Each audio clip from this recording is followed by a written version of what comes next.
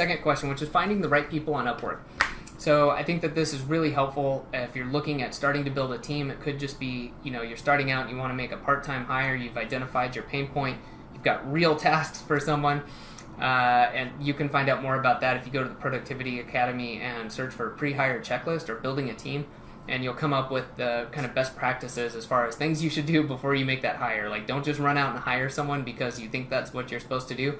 Literally, it can take just 30 minutes to an hour to really identify what it is you should be doing beforehand, so that when they come in, it's a really smooth transition and they're really helping you save a lot of time. They're helping you bring in more revenue instead of being kind of that anchor weight on you and where you're freaking out like, I hired someone and it all turned out worse. So avoid that by reading that article and spending maybe an hour.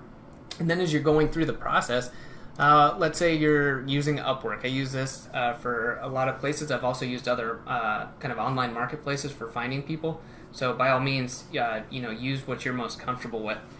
But one of the best ways to do this, let's just use an example. Let's say you're creating content for a website and you want to find somebody to help you edit, because as we all know, a lot of times, like, you can get your words out, maybe you can record a video like this and get it transcribed, but then to get that into something ready to go onto the website, it may take a lot of time, and that either is time you don't have or your time is better spent doing something else. Maybe it's creating more content, someone else can do the editing and enjoys doing that, and then that can be put up on the website and save you a ton of time.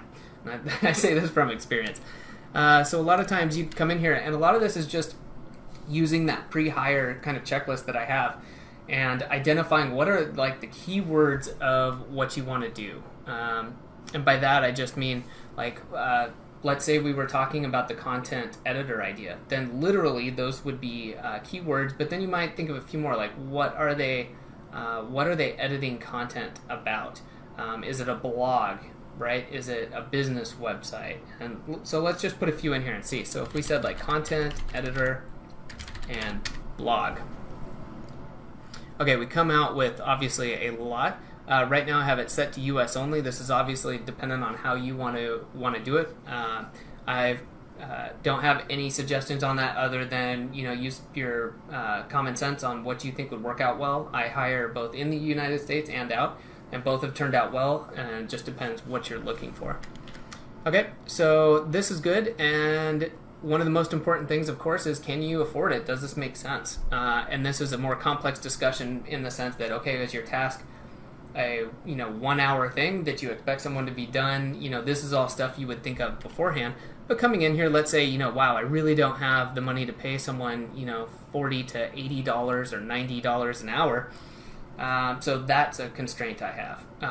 Is there any, and I want to make sure they're fluent, right, in English, and I want to make sure that they've actually done this before, that they've earned some money on this platform. So what you can do is come in here and check out the filters.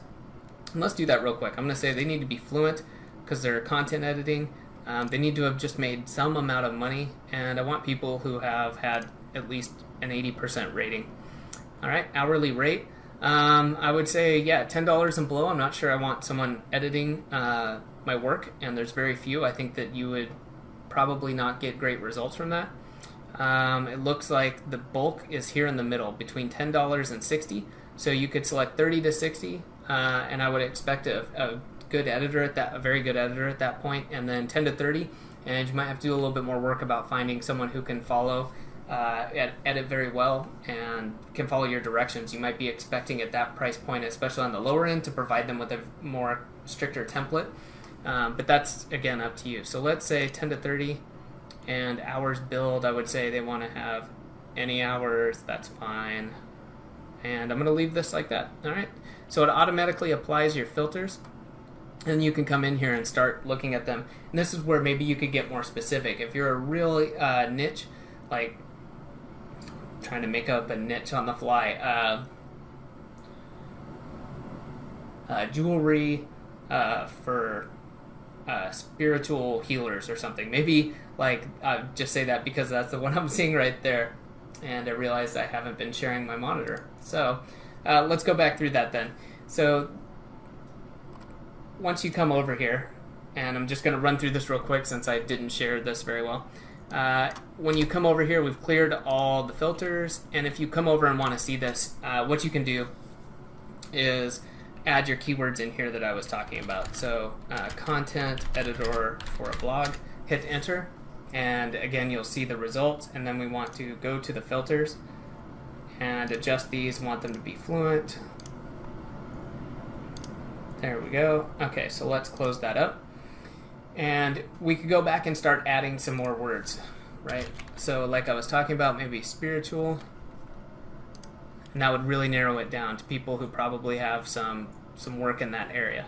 And we can go through here. And this is now we're down to a manageable list. We've got 3 pages. I would do some reading, see if people make sense, and decide on maybe save a few, or you can also invite people to a job. So let's take a look. We could post a job and then invite people to it, or you could try to hire now. However, I always recommend, especially with a new project, is test a few people. Have them do a short maybe version of what you want to do. In this case, with a content editor, you could have them check over a quick article or two, or maybe just something short, and that they can show that they can follow your instructions and that they're able to do what they claim to do. And hire a couple of them. It's money well spent, and then you can hire the best. And if you have a lot of great candidates, you can be in touch with the rest of them and say, hey, I decided to go a different direction with someone else, but I'll be in touch. And it's a great way to keep a roster of some really good people on hand. All right, so sorry about the slip up with the camera there, but hopefully that'll work out for you. Those are really good ways of getting some high quality people quickly finding what you're working for, because there's a lot of people on these platforms, and it's really important that you do your work on the front end, or you have an assistant do it, to really dive in there and make sure that you're narrowing your search to really the people who are going to be the best fit, and that's just a big time saver and will help you get the best results as well. Thanks for watching.